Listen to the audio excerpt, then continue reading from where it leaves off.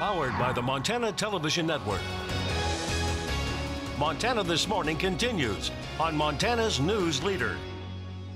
Supreme Court nominee Brett Kavanaugh is offering one last defense of himself, hoping to sway a few undecided senators.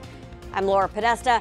I'll tell you what he's saying in a new op-ed in his bid to get confirmed.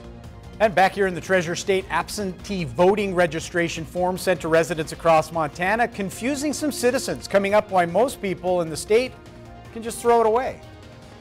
There you go. Our top story for you here at 6:30 on your Friday. The Senate will hold a procedural vote this morning to limit the debate on the Supreme Court nominee Brett Kavanaugh. Now, if it passes, a final confirmation vote could come as soon as tomorrow afternoon. Kavanaugh is offering one last defense of himself, hoping to sway the few undecided senators. CBS's Laura Podesta has more. Supreme Court nominee Brett Kavanaugh is defending his emotional testimony last week. This confirmation process has become a national disgrace. In an op-ed in the Wall Street Journal, Kavanaugh wrote, "I know that my tone was sharp, and I said a few things I should not have said. I hope everyone can understand that I was there as a son, husband, and dad." I do not know how Senator Flake and Senator Collins and Senator Murkowski will vote. Only 3 Republicans and 1 Democrat are still undecided on Kavanaugh's nomination. The rest remain split among party lines after reviewing the FBI's latest background check. There's no way anything we did would satisfy the Democrats. In plain English, what I just read, there are hints of misconduct. So it's very frustrating that they didn't do a thorough investigation. The agency said it conducted 9 interviews and could not corroborate Christine Blasey Ford's sexual assault allegation against Kavanaugh. Neither of them were interviewed. President Trump rallied support for his nominee at an event in Minnesota last night. Judge Kavanaugh will protect, uphold, and defend the Constitution of the United States as written. And back in the Capitol, police say they arrested more than 300 protesters in Senate office buildings yesterday at gatherings in opposition to Kavanaugh's confirmation.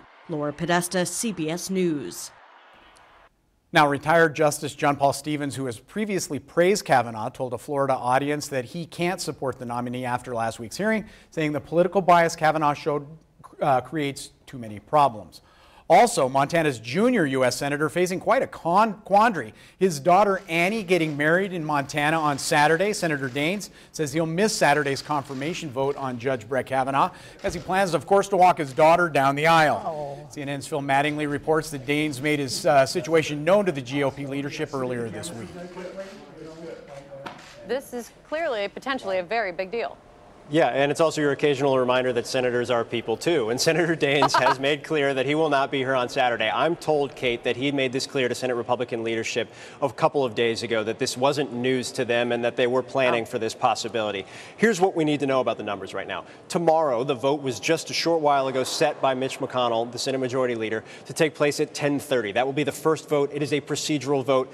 That is the vote. If they have the requisite number of votes there, then this process moves forward. The next vote would be the confirmation vote, the final confirmation vote, which would take place on Saturday. What we know right now is, including Steve Daines, Republicans have 48 members that are yes votes, and there are 4 undecided between 3 Republicans and 1 Democrat. They need 2 of those Republicans or 1 Democrat to come over tomorrow, and then they would have the requisite number of votes. They'd need to have at least 50. They want to get at least 51. If they get more than 50 votes and Steve Daines leaves and isn't here on Saturday, it is very possible that they hold the vote on Saturday anyway, because they've got what they need to be able to move forward. They're at a 50 to 49 vote. If they do not, the majority leader has the option and ability to push the final vote a day or 2 in advance so Steve Daines could come back. Wow. If you've worked all those numbers out, by the way, Senator Daines says if needed, Saturday's vote could be held open long enough for him to actually return to Washington from Montana. Now, as for Montana Senior Senator Jon Tester, we're told he's reviewing the FBI report on Judge Kavanaugh. Last week, Senator Tester said he planned to vote against Kavanaugh's confirmation to the High Court. The debate, Senator Tester's debate scheduled for Saturday, is off, postponed by 1 week. I think they said it best, though. The Senate is also real people as well. You're going to walk your daughter down the aisle. There's no way. I did that last summer. There's no way on earth you missed that. So that's not even it's not even a consideration. Wow. But they'll make they'll make it all work. What a conundrum, a quandary, as you said. I didn't say it. The script did. I rarely use the word quandary. Hey, look at the time. Matt's going to do the weather. I'm going to look it up and see what it means. Temperatures this morning a little cool. Keep an eye on the roadways. There could be some ice on a few of the area bridge decks. There's also a good possibility of seeing some fog in low-lying areas. The moisture's out of here for the most part, but we still have damp roadways and sidewalks this morning. 40s for daytime highs today. I think today, for the most part, it's going to be dry. I mean, we already have the water and moisture on the ground, but no new stuff falling from the sky. We'll talk more about our chances this weekend. That's, of course, coming up in a few minutes. You promise? Thank you, Matt. It's now 6:35. Our top story for you now, Montana U.S. Senate race is the top contest on the ballot this year. And this week, MTN's Mike Dennison has been profiling the candidates competing for that office. Today, he tells us about the Libertarian candidate, Rick Breckenridge. Rick Breckenridge isn't running a big budget campaign for the U.S. Senate and says he spends a lot of time just explaining what libertarians stand for. Libertarian is, the root word is liberty, and the encroaching of governments from all sides, whether it's federal, state, municipality, they keep encroaching more and more and more and taking it away. And sometime you got to stand up and say, hey, this has gone too far. The 59-year-old Breckenridge is a land surveyor from Proctor, a small town near the west shore of Flathead Lake. He grew up in southern Oregon, but has lived in Montana for most of the past 30 years. He's done survey and property mapping work for government agencies and operated his own business. He's also a U.S. Army veteran. Breckenridge ran for the U.S. House in Montana in 2014 and got 3% of the vote. In this race, he's on the ballot along with Democratic incumbent Senator Jon Tester and Republican challenger Matt Rosendale. Breckenridge says voters who truly want to tackle the nearly $22 trillion federal debt and pare down unnecessary government should look to his party.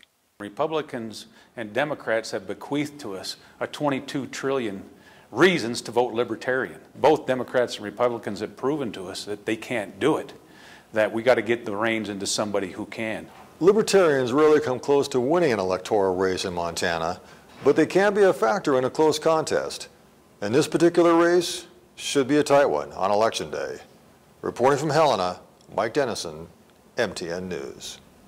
Also, we hinted at it earlier, a live debate among the Montana's U.S. Senate candidates had been scheduled for this Saturday on the MTN stations.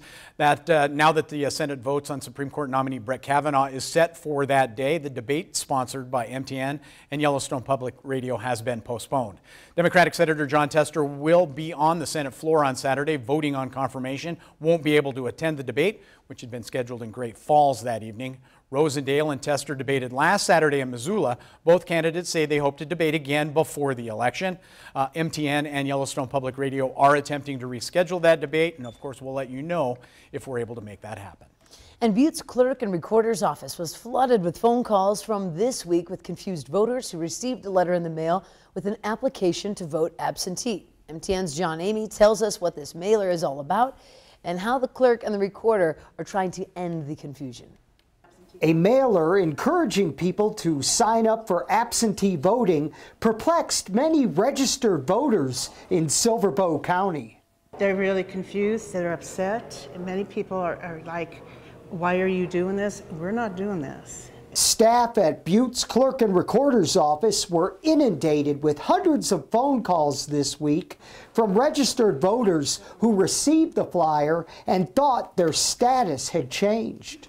We have 5 people on phones answering questions continuously on the application. People are calling saying, I thought I was on the list already. You are. The flyer was paid for by the New American Jobs Fund, a DC-based group claiming to fight for the middle class by pushing people to register as absentee voters in Ohio, Arizona, Nevada, and Montana. This is not coming from Secretary of State or the clerk and recorders. The clerk and recorder's office want the public to know that if you were eligible to vote last spring, then you're eligible to vote this fall. So if you get this flyer in the mail, just tear it up and ignore it.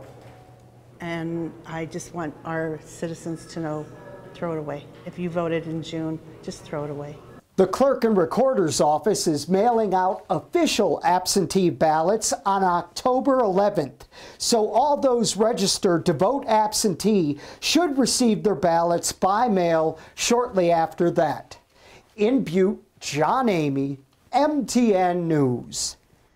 Now, we did try to contact the organization that sent out that mailer, but they have no listed phone number, and an email was sent requesting comment, but it was returned undeliverable. By the way, John did pick up that paper. He didn't leave it on the courthouse floor. Yeah, That was you just were for very concerned television about purposes. that. That's Yeah, right. yeah. It is time for a quick break, but stay with us. We begin our interviews with candidates for office. The moment, Chet's going to sit down with House candidate Greg Gianforte. We'll chat with him live, but first let's check in with John Dickerson to see what's coming up at 7 o'clock on CBS This Morning.